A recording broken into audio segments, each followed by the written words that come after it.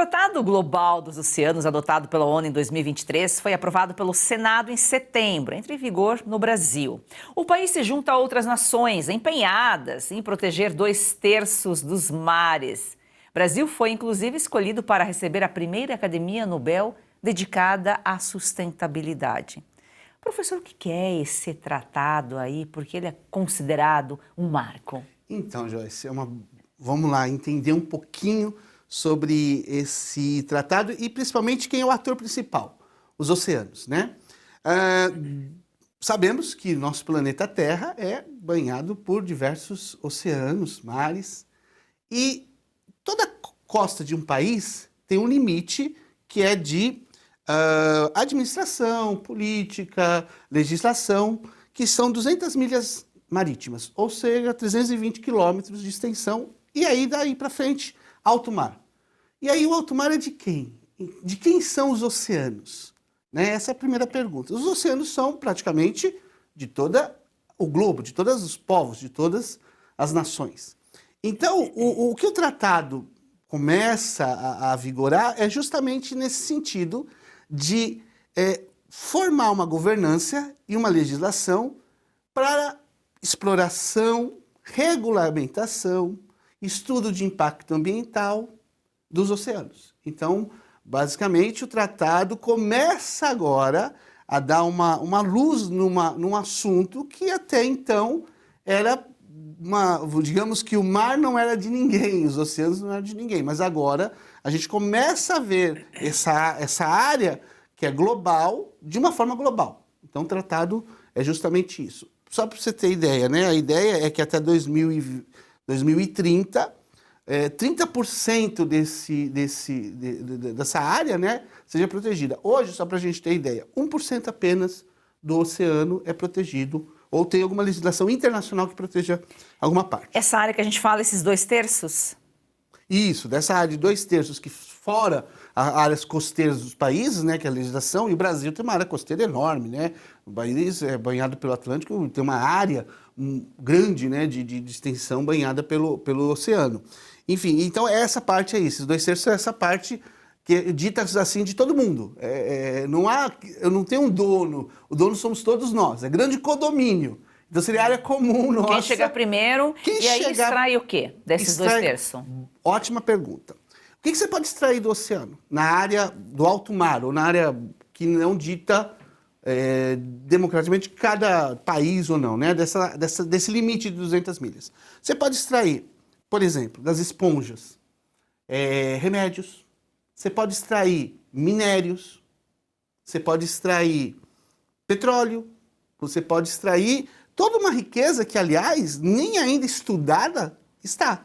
Porque é mais fácil a gente estudar hoje a superfície de Marte ou a superfície da Lua do que conhecer o que está abaixo das águas oceânicas, né?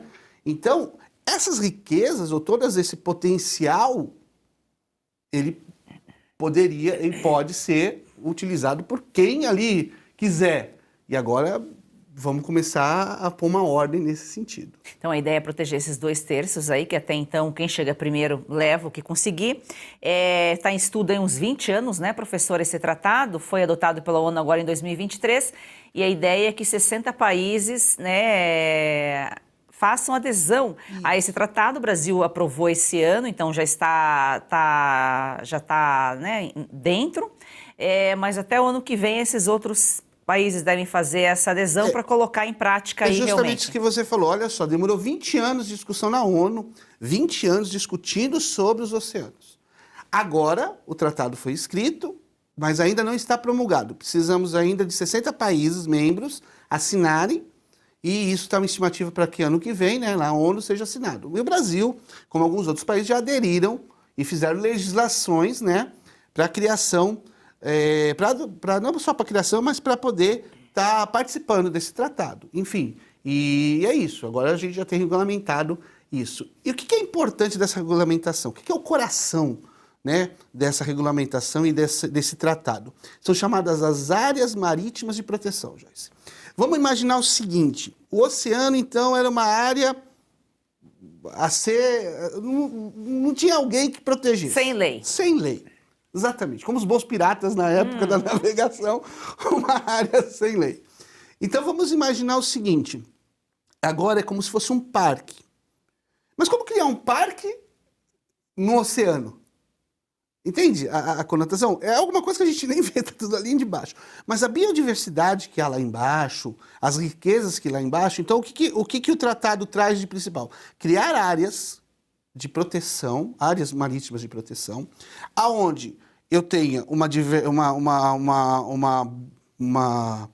um ecossistema, minerais ou alguma coisa que, se eu fizer alguma exploração, o impacto será tão grande que acaba. Como a gente vê hoje dos corais, a gente escuta muito isso tem acontecido pelas mudanças climáticas, áreas de corais estão sendo devastadas, por exemplo.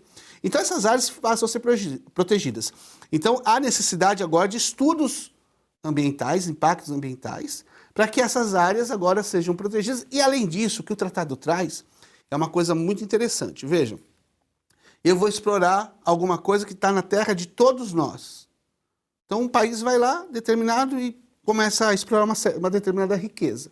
De quem é essa riqueza? É do país que explorou, mas é uma área que é de todos nós. Então o tratado justamente diz isso. Tudo que foi explorado nas áreas oceânicas, que são globais, tem que ser repartidas a todos.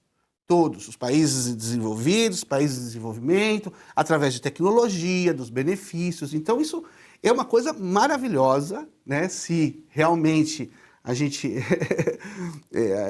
alavancar e seguir isso, é uma coisa que muda um pouco a forma que a gente vê o meio ambiente, principalmente da região marítima, né, da área marítima. O professor, e esse tratado ele pode ter algum impacto aí para os setores de pesca, mineração marinha, transporte marinho? Com certeza, ele vai impactar. Então imagine que você é um parque e você tem uma área protegida.